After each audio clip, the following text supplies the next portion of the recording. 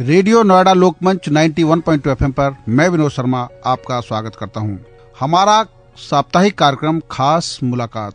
इस कार्यक्रम में हम आपको ऐसे लोगों से जोड़ते हैं जिन्होंने कुछ नया किया है और कुछ ऐसा कार्य किया है जिनकी वजह से उन्हें खास रूप से पहचाना जाता है। आज हम आपकी मुलाकात करा रहे हैं हेलमेट मैन ऑफ इंडिया यानी राघवेंद्र कुमार जी से। मैं अपने स्टूडियो में राघवेंद्र जी का स्वागत करता हूं। राघवेंद्र जी नमस्कार। नमस्कार सर। आपका बहुत बहुत स्वागत रेडियो नोएडा लोकमंच 91.2 FM पर।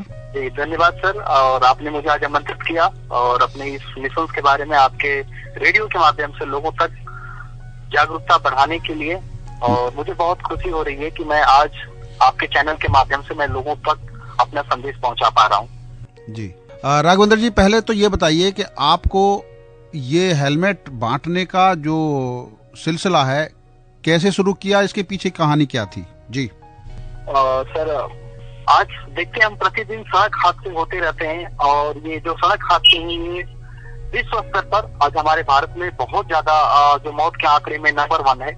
और इसी सिलसिले में एक 2014 में मेरा मित्र कृष्ण कुमार ठाकुर था और मेरा रूम पार्टनर हुआ करता था, और इंजीनियरिंग के फाइनल ईयर में जब था, जब एक माता पिता का सहारा बनना था, तो एक हेलमेट न होने की वजह से जो हादसे हुए थे, और वो सबसे पहली बार देखा कि किसी माँ का अगर पुत्र अगर एक लौता अगर चिराग हो भी 20 साल के बाद होना, और जब बुढ़ापे का लाठी बनना हो, और एक छोटी सी गलती की वजह से, जो कि लाखों लोग पेरेंट्स ऐसे हैं कर्ज लेकर के पढ़ा देते हैं, मगर वो पेरेंट्स कहीं ना कहीं एक हेलमेट नहीं दे पाते हैं।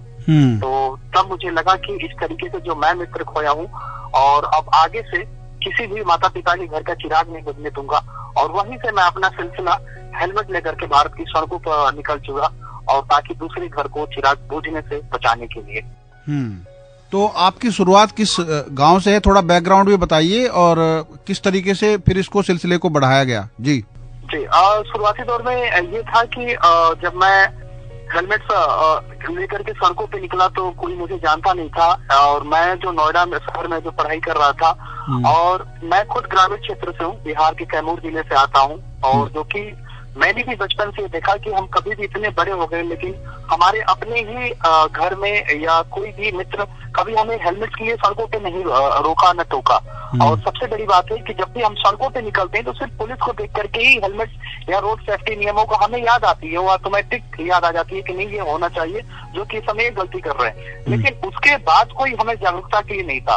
तब मुझे लगा कि ये विषय जो समस्या है बहुत बड़ी है, और इसमें कहीं ना कहीं हमें कार्य करना चाहिए। और मैं एक सिंपल फैमिली से था, लेकिन जो मैं पढ़ाई के दौरान मैं जॉब भी किया करता था, और उस वक्त मेरी जॉब भी लगी हुई थी, अच्छी खासी अर्निंग्स भी हो रही थी।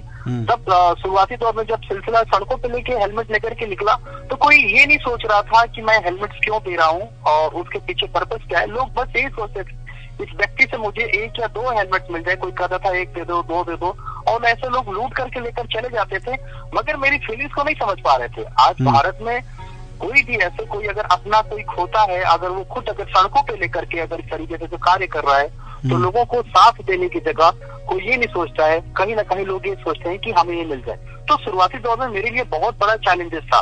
मेरे मित्र के जब डेथ के बाद जब मैं घर गया था तो ऐसे बहुत सारे जब माता पिता से मिला, क्योंकि मैं 4 भाई हूँ और मेरा मित्र जो था अकेला था, और उस माता पिता के लिए अब ऐसा कुछ भी नहीं उद्देश्य था कि मैं जीवन में अब किस लिए जिंदा रहूं, क्योंकि उसकी खुशियां जा चुकी थी। लेकिन वो जो हमने दर्द देखा, और वहां से कुछ हमने मेरे साथ मित्र बैठे, हमने पुस्तकें भी उठाई मित्र की। साइंस से मेरा हमेशा लगाव रहा है, और वो पुस्तक मैंने किसी बच्चे को दे दिया था, और अपना सिलसिला हेलमेट बांटने का मेरे चलता रहा। तो जब 2 साल बाद एक मदर का कॉल आया, और उसने ये कहा कि सर आपकी पुस्तक देने की वजह से जो मेरा बेटा है जिले में प्रथम स्थान लाया, तब मुझे एक नया एक दिशा मिली कि अगर एक पुस्तक एक बच्चे को दिया तो वो जिले में टॉप कर गया, मैं अब किसी को सड़कों पे जो हेलमेट दे रहा हूँ, मैं क्यों ना लोगों से पुस्तकें लेके ही हेलमेट दिया करूँ।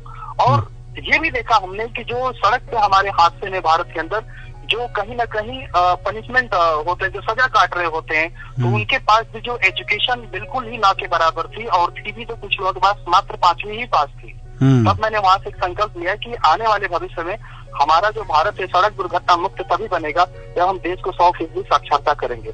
और आज मुझे बताते हुए खुशी हो रही है कि पिछले 8 सालों में मैं भारत के 22 राज्यों तक अभी मिशन पहुंचा चुका हूं और 55,000 हेलमेट्स दे करके जो लोगों से हमें पुस्तकें मिली है वो लगभग 10.5 लाख लोगों तक पुस्तकें भी मैं पहुंचा चुका हूँ। बहुत सुंदर प्रयास आपका। और सबसे बड़ी बात यह है कि इस दौरान आपका कोई ऐसा दिलचस्प किस्सा होगा जब आपने किसी को हेलमेट दिया तो किसी की जान बची और उसने आपको शुक्रिया अदा किया होगा। जी ऐसे मेरे पास महीने में ऐसे 1-2 कॉल आ भी जाते हैं और बहुत कुछ ऐसे भी जो पत्रकार भी हैं जिनकी वो लाइफ बची है और आज हेलमेट्स की वजह से आज जो एक होली के समय पे अभी भी होली आने वाला है तो मेरे हेलमेट में उनकी जान बची थी। वो आज भी प्रति वर्ष जाते हैं मेरे गांव में 5 केजी मिठाई बांटते हैं। आज बहुत सारे भारत के अलग अलग कोने से ऐसे माता पिता होते हैं जो खुद मिलने के लिए आते हैं और वो ये भी कहते हैं कि बेटा आपकी वीडियो देख करके, ये संदेश देख करके जो मेरा बेटा कल को हेलमेट के प्रति नहीं था आज आपके मिशन के प्रति आज ये जागरूक हो चुका है। और ऐसे मेरे पास लगभग 27 लोगों की ऐसी लिस्ट है जो मेरे हेलमेट की देने की वजह से उनकी जान बची है और मेरी तस्वीरें भी अपने घर में लगा चुके हैं कि वो कहीं ना कहीं एक हमें अलग एक गॉड के रूप में देखते हैं। तो इस तरीके से मैं कहीं ना कहीं मुझे खुद को एक मोटिवेशन मिलता है कि मुझे इस कार्य को और बृहद स्तर पे कार्य करना चाहिए और एक हौसला होता है। हाँ, इस कार्य के पीछे ये होती है कि बहुत सारे समस्याएं बाधाएं बहुत आती हैं लेकिन जब लोगों की जान बचने का जब मैसेज आता है, कॉल आता है तो वो कहीं ना कहीं मेरे लिए बहुत बड़ी एक खुशी का एहसास होता है और लगता है कि अब परमेश्वर ने मुझे इसीलिए बनाया है। और मेरे मित्र को जाने के बाद भी लगता है कि वो मित्र मेरे साथ है और कहीं ना कहीं वो मेरे साथ खड़े होकर के आज ऐसे लोगों तक मेरा मिशन वो चीजें पहुंचाने के लिए जो मुझे सफलता मिल पा रही है और आज मैं अपना कार्य कर पा रहा हूँ। अच्छा, इस अभियान में आपके परिवार की कितनी महत्वपूर्ण भूमिका रही है ये भी जरा हमारे श्रोताओं को बताइए। मेरे परिवार की आज बहुत एक बड़ी शुरुआती दौर में तो कोई ऐसे नहीं था। कोई भी माता पिता अगर अपने बच्चे को पढ़ाता है और ये उसकी एक्सपेक्टेशन रहती है कि मेरा बेटा बहुत बड़ा करे और मैं जिस दौरान पढ़ाई करके अच्छी नौकरी पाया था और अच्छा खासा अर्निंग कर रहा था तो मेरे परिवार वाले बहुत खुश थे।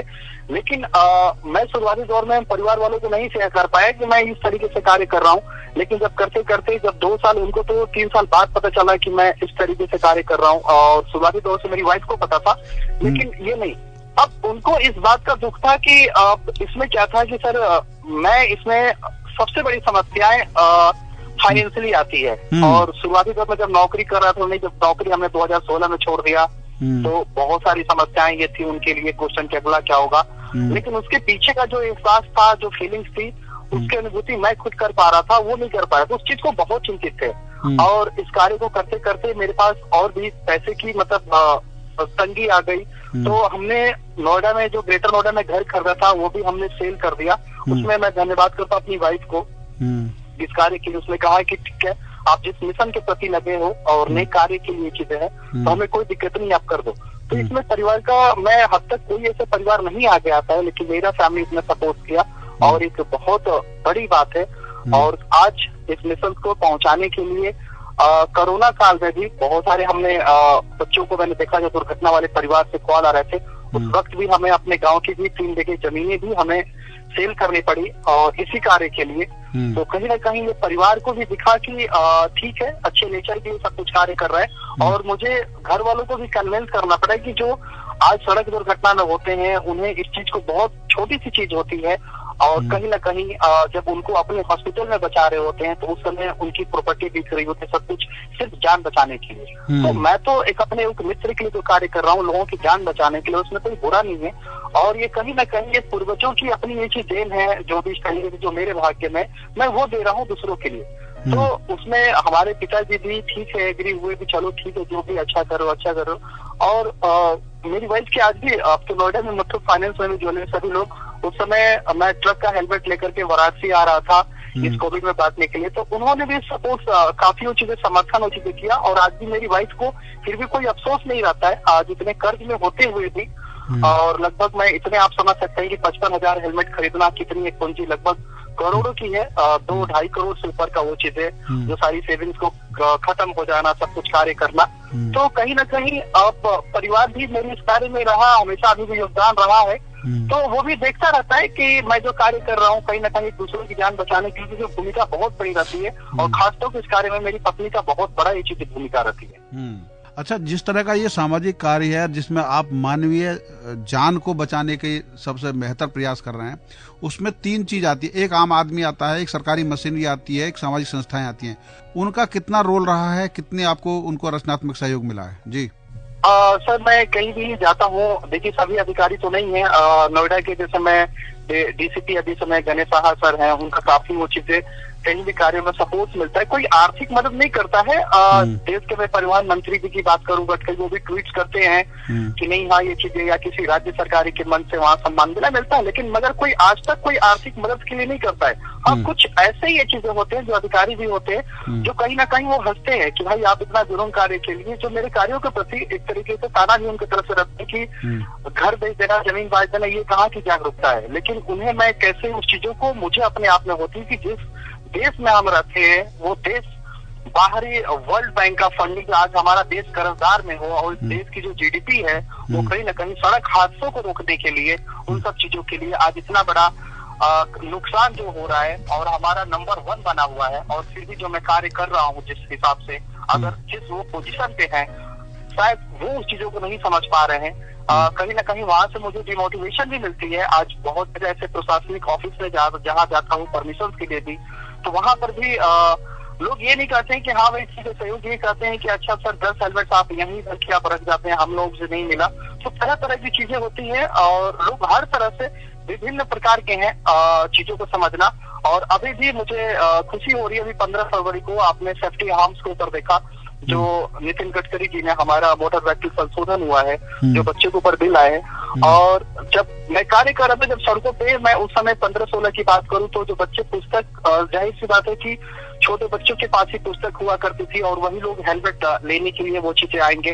तो उस समय जो आम पब्लिक थी वो कहीं ना कहीं वो मुझे कहती थी कि आपके ऊपर FIR हो जाएंगे। बहुत सारे NGO भी मुझे कहा करती थी कि आप छोटे के बच्चों के हाथ में हेलमेट दे रहे हैं, ये चीजें कर रहे हैं, जो कि इनको माने नहीं है, बड़े लोगों के लिए है। तो उस समय मैं यही कहता था कि जो सड़क हादसे होते हैं, छोटे बच्चे हेलमेट नहीं पहने होते हैं और उनकी भी सिर में चोट होती है, भले ही कानून नहीं है, मगर हमें आगे आना चाहिए, अपनी सुरक्षा के लिए खुद आगे आना चाहिए। मुझे खुशी उस बात मिली कि जब 2019 में जब भारत सरकार ने 4 साल के बच्चे के ऊपर हेलमेट से कानून पास कर दिया, और आज वो कानून सुप्रीम कोर्ट से भी सब कुछ होने के बावजूद भी आज ग्राउंड स्तर पर नहीं जागरूकता है। मैं फिर भी अभी भी इसके लिए लड़ाई लड़ रहा हूँ कि जो हमारे भारत में जो प्राइवेट स्कूल जो है, सरकारी स्कूली स्तर पे ही, बल्कि जहाँ झोले बैग अनिवार्य है सब कुछ देना, तो वहाँ एक हेलमेट का भी होना चाहिए ताकि पेरेंट्स से भी जागरूकता जाए। अब जो भारत सरकार ने 9 मंथ के बच्चों को जो सेफ्टी आर्म्स जो बेल्ट है, अब उन बच्चों को भी अब अनिवार्य हो गया कि आप बाइक पे 2 व्हीलर पर बैठे तो उनको अपने साथ ले करके बेल्ट का उपयोग करना है। इससे क्या होगा कि जो अभी तक हमारे कॉलेज में या शिक्षा संस्थानों में जो रोड सेफ्टी को लेकर के इतनी बड़ी वो चीजें लोगों के नहीं थी, ना ही हमारे सिलेबस में था, लेकिन आने वाला जो हमारा जनरेशन होगा एक बिल्कुल कहीं ना कहीं बड़े कंट्रियों को एक बहुत बड़ा टक्कर देगा, और वो कहीं ना कहीं रोड सेफ्टी उनकी पहली ही मुद्दा रहेगी। और हमारे सिस्टम में जो है कि जो लोग सिर्फ रोड सेफ्टी को लेकर के ट्रैफिक पुलिस की भूमिका या प्रशासनिक स्तर से ही लोग देखते हैं, तो हमें ये लगता है कि हमारा जो देश होगा आने वाले समय में आम व्यक्ति को भी लोग टोकना चालू करेंगे और कहीं ना कहीं सुरक्षा की भावना से हर किसी को अंदर जागरूक करेंगे। और जो भारत जो सड़क हादसों में जो नंबर 1 बना हुआ है विश्व में, वो कहीं ना कहीं उस ऐसा धरातल पे कि जो कि आज भविष्य में हमारे देश से लोग सीखेंगे एक तरीके से कि कैसे हादसों वाला देश हुआ करता था, और आज जो पूरी दुनिया को एक बड़ा संदेश दे रहा है कि जो हादसों में कमी ला दिया। अच्छा, लेकिन 2 चीजें हैं अभी, क्या सुझाव के तौर पे आप सरकार को इस हेलमेट अनिवार्य करने के साथ साथ हेलमेट का जो खर्चा है, वो जब वो वाहन खरीदता है कोई भी आदमी, वो हेलमेट साथ में ले, और अगर नहीं होता है तो क्योंकि ट्रैफिक पुलिस तो चालान करती है और हादसे का शिकार भी वही होता है जिसके सिर पे हेलमेट नहीं होता, तो इसको एक शिक्षा का हिस्सा बनाया जाना। और दूसरा, सरकार की नीति में क्या परिवर्तन हो कि जिससे कि बिना हेलमेट के हादसों की कमी हो और हेलमेट लगाना जरूरी किया जाए सब जगह। जी ये सर आपका बहुत अच्छा क्वेश्चन है, और मैं इसके ऊपर कहीं ना कहीं कार्य भी कर रहा हूँ। और सरकार तो अपने स्तर से जो आप नियमों को कहते हैं, नियमों को लागू तो हो जाती है, लेकिन उसको ग्राउंड स्तर पे आज भी जिस तरीके से मैं जुनूनी हूँ, और सरकार के लिए बहुत बड़े चैलेंजेस है कि मुद्दे से कार्य करने वाले जुनूनी इस देश में सोल्जर पैदा करना चाहिए, उनको बढ़ावा भी मिलना चाहिए। जिस तरीके से आज मैं कार्य करने के लिए आज विदेशों से भी लोग मुझे प्रोत्साहन मिलती है, अपने देश की मुझे सरकार भी करती है, लेकिन ऐसे हम जैसे लोगों के लिए कोई वो चीजें मदद नहीं है। अब रही बात, फिर भी मैं अपने स्तर से मैं एक शपथ लिया हूँ कि आत्मविश्वास तक मैं अपनी लड़ाई लड़ूंगा। और आज भी इस समय कोविड का दौर चल रहा है, कोविड के अंदर में जिनके चालान हुए थे मैंने उन तक हेलमेट पहुंचाया। आज जो 18 साल के जो बच्चे हैं जो कोविड वैक्सीनेशन की डोज ले रहे हैं पहले, आज उन तक भी मैं हेलमेट पहुंचा रहा हूँ और ट्रैफिक वॉलंटियर्स बना रहा हूँ। तो मैं सरकार से भी चाहता हूँ कि जो 18 वर्ष के अगर बच्चों का अगर चालान हो रहा है इस तरीके से, जो राजस्व में जो 1000 रुपए का है, बल्कि ऐसे बच्चों को एक हेलमेट देना चाहिए। आप बड़े लोगों से ले राजस्व की वो चीजें करें। और जैसे ये सेफ्टी हार्म्स की भी जो बेल्ट की भी बात होती है, तो सरकार ये देखे कि जिस राज्य में सबसे ज्यादा चालान हो रहे हैं तो एक उसमें एक ऐसा फिक्स करे कि कितने चालान वालों को ये बेल्ट सरकार खुद पहुंचाने की कोशिश करे। जो छोटे बच्चों की जो चालान हो रही है, जो बार बार नियम तोड़ रहे हैं, उसमें प्रशासन उस चालान की राशि में से वो हेलमेट देने का भी प्रयास करे। अगर इस तरीके से कहीं ना कहीं करती है, एक बहुत ही बड़ा ये बदलाव भी होगा। और इसमें आने वाले में समय में जो पुलिस पे, जो प्रशासन पे, जो रवैया पे जो बात उठती है, तो कम से कम वो पुलिस प्रशासन उन तक वो उनकी सुरक्षा की दृष्टि से जब अगर उन्हें देने लगेगी, अगर सिस्टम जो चालान जहाँ भरने जा रहा है, चालान भरने के बाद वो रसीद दिखाने के बाद जब उन्हें हेलमेट पाने लगेंगे, तो लोग कहीं ना कहीं इसमें भारत के अंदर बहुत बड़ा बदलाव आएगा। क्योंकि आज देखते हैं कि हर नियमों को प्रति हम कहीं ना कहीं सिस्टम प्रशासन को गलत ठहराते हैं, लेकिन वहीं पे जो भूमिका होती है कि उस चालान के बाद से उस जीवन में क्या प्रभाव पड़ा या क्या होना चाहिए, जो हादसों पे जो कहीं ना कहीं कमी आना चाहिए, तो हमें उसके लिए सोचना चाहिए। अगर जिस किसी का चालान हो तो ऐसे छोटे बच्चों के ऊपर जो 18 साल से नीचे बनाए गए तो उन्हें हेलमेट मिलना चाहिए। और स्कूली स्तर से प्रशासन से इसको लागू कर देना चाहिए कि आप जैसे ही छोटे बच्चों को स्कूल से ही हेलमेट मिले, रोड सेफ्टी का पार्ट मिले। और मैंने इसके लिए लड़ाई भी लड़ा था, जो कि भारत में जितने भी ट्रैफिक को लेकर के टोल प्लाजा जो थे, मैंने वहाँ भी आपके गौतम बुद्ध नगर में लागू करवाया था 2019 में कि कोई भी व्यक्ति बिना हेलमेट टोल टैक्स पास न करे। इस तरीके से मुझे और भी राज्यों में कुछ समर्थन मिला था।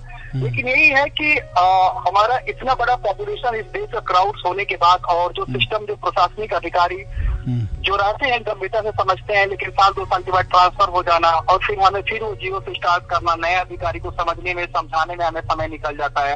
और वही हमारे साथ राज्य सरकार की बात करें या केंद्र सरकार की बात करें, वहां भी हमें ये चीजें दिक्कतें हो जाती है। क्योंकि मैं जहाँ से बिहार से था, बिहार में हमने गृह विभाग से लेकर के लेटर, वहाँ के जो परिवहन मंत्री थे निराला जी, हमने उनसे बहुत सारी चीजें किया। तो उन्होंने भी कहा था कि मैं इस पे प्रयास करूंगा कि हम बच्चों को बचपन से ही हेलमेट देने का बहुत आपका अच्छा सुझाव है। जो कॉलेज भी हमारा होता है 90% अटेंडेंस की मांग करता है, लेकिन कॉलेज प्रशासन कभी नहीं सोचता है कि रोड सेफ्टी से ट्रैफिक पुलिस तक ना रहे, बल्कि किसी भी कॉलेज में बिना हेलमेट को एंट्री नहीं दिया जाए बच्चों को। और जो बच्चे बाइक वाले हैं उन तक कोशिश करें।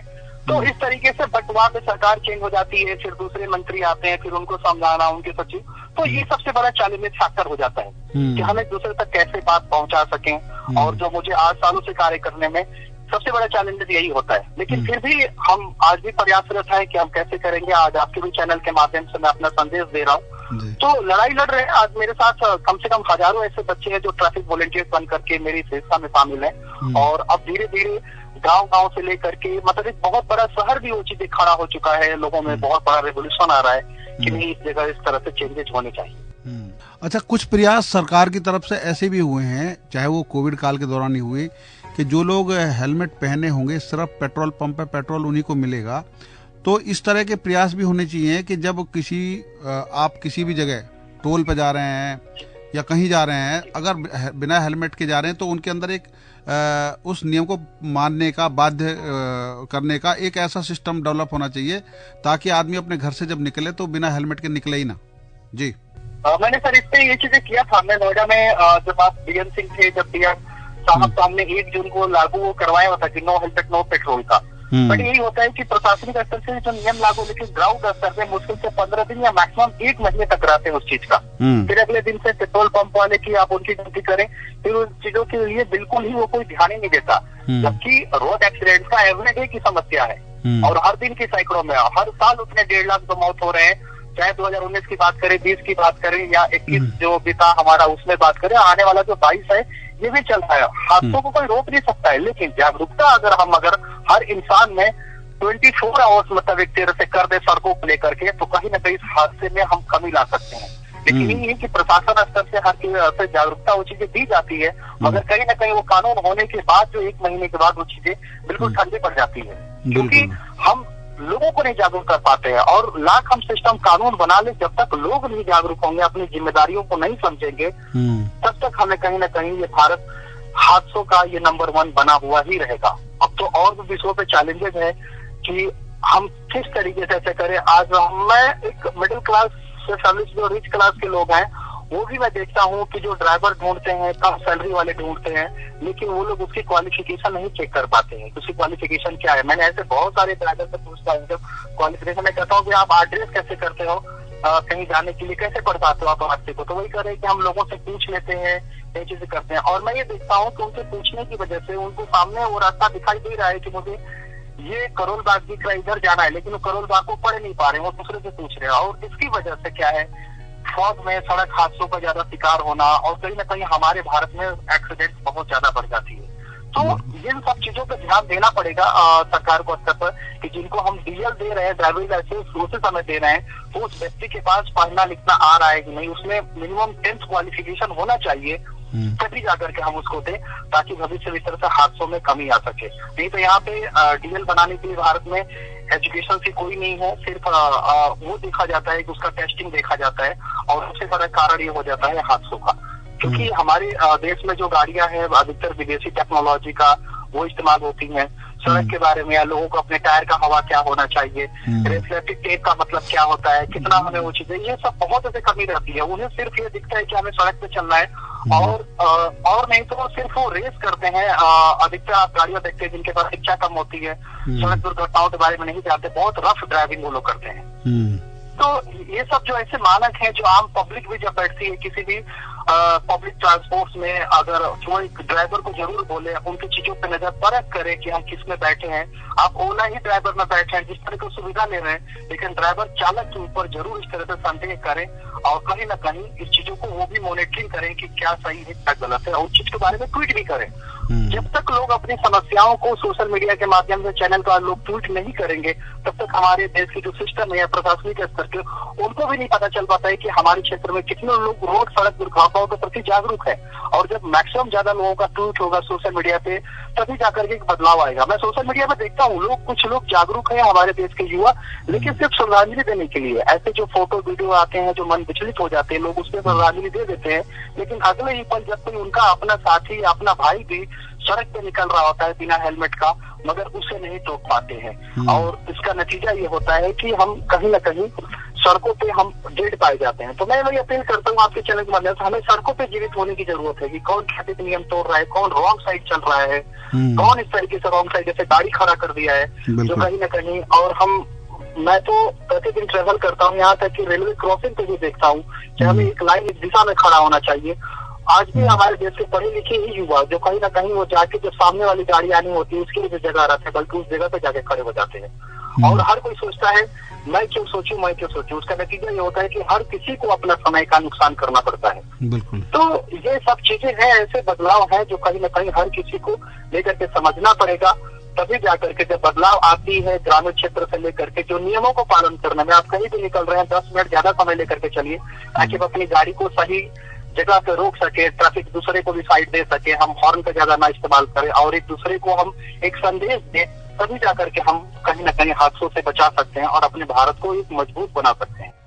आपने रेडियो नोएडा लोकमंच 91.2 FM से बात की, और आपकी सोच को सल्यूट करता हूं मैं, क्योंकि इसमें एक सार है कि अयम निजो परो वेति गन्ना लघु चेत साम उदार चरिता नाम तू वसुधैव कुटुंबकम। जब हम पूरे संसार को एक परिवार की तरह मानते हैं, तो हमारी सोच भी उन्हीं के कल्याण के लिए होती है।